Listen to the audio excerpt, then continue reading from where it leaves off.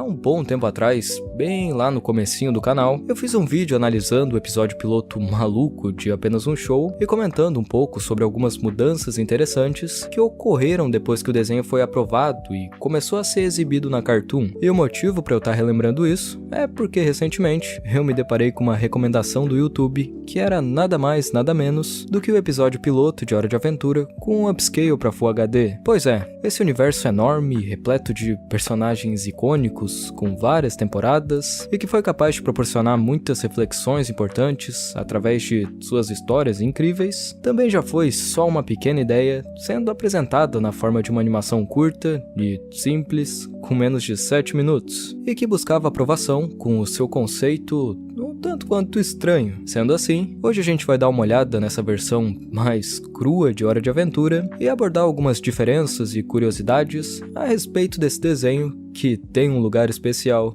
no meu coração. What you doing, buddy? Meditating.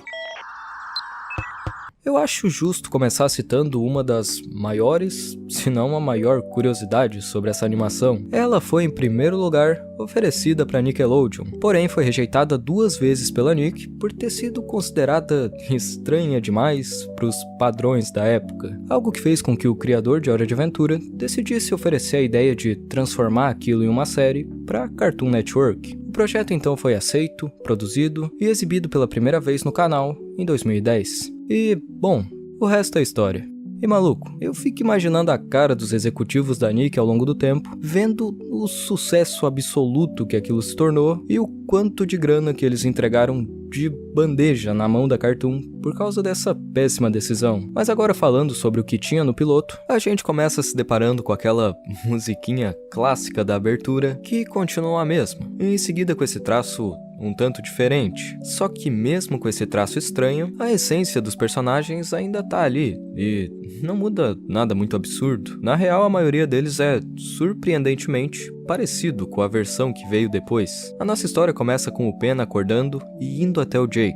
E, sim, nessa animação aqui, ele ainda não se chamava Finn. E é estranho pensar que talvez esse tivesse sido o nome dele. Depois disso, Jake diz que estava meditando, e é nesse momento aonde surge no céu o primeiro personagem secundário a aparecer no universo do desenho, a Lady Iris. No entanto, aqui ela ainda não tem esse nome, e os personagens se referem a ela simplesmente como a Iris Córneo da Princesa Jujuba, o que deixa claro que ela era um pet da princesa ou alguma coisa assim. Mas o importante é que ela estava chorando e os dois a seguem pra descobrir o motivo. Um outro detalhe é que a Lady não falava em coreano ainda, e sim emitia alguns grunhidos estranhos que não dava pra entender absolutamente porcaria nenhuma. Se bem que se tu não fala coreano, também não dá pra saber o que ela tá dizendo, né? Enfim, o Pen e o Jake seguem ela até chegarem no Reino Gelado, onde o próprio Rei Gelado tava tentando atacar a Lady pra evitar que ela resgatasse a princesa que tinha sido sequestrada por ele. Pelo visto, essa ideia de sequestrar princesas era uma coisa bem antiga. Após isso, os nossos heróis se lançam de uma maneira muito louca, enfrentando alguns monstros bizarros no caminho, surfando em pinguim, até conseguirem chegar perto da torre. O Jake já contava com os poderes mágicos dele, por mais que não fossem aproveitados de uma maneira tão criativa ainda, e graças a isso ele consegue se esticar, permitindo que o Pen consiga invadir a torre do Rei Gelado e confronte ele para que liberte a princesa. E assim que ele começa a lutar com o Simon de um jeito bem engraçado, que lembra um pouco as primeiras temporadas, uma interação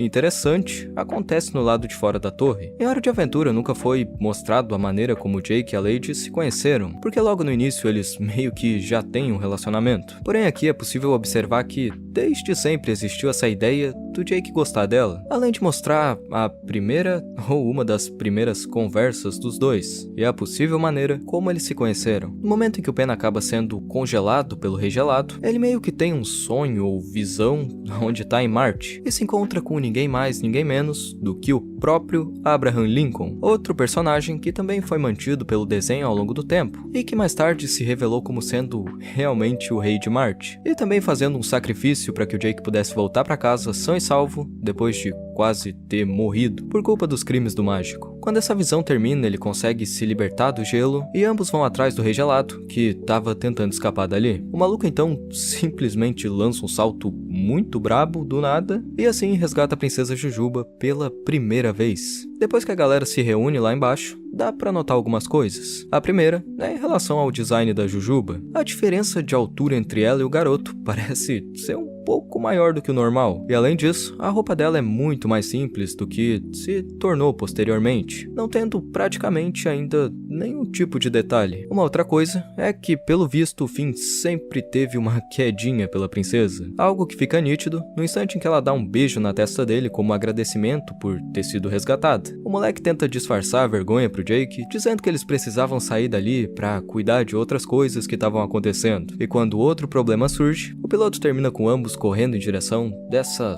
nova aventura. Algumas outras curiosidades legais que não foram citadas. Na animação, o Penn diz ter 12 anos, enquanto o Jake comenta que tem 28.